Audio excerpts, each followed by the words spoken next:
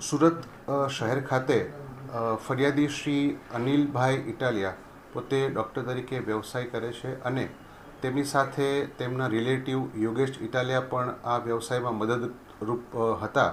અને અનિલભાઈ ફરિયાદીના જે કોઈ વ્યવસાય દરમિયાન જે રૂપિયા આવતા હતા એ રૂપિયાનો સમગ્ર વહીવટ યોગેશ ઇટાલિયા પોતે સંભાળતા હતા.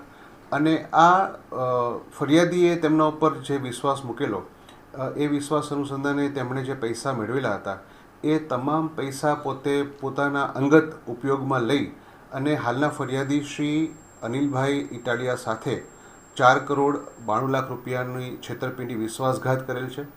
જે અનુસંધાને આરોપી યોગેશ ઇટાલિયાની ધરપકડ કરવામાં આવેલ છે.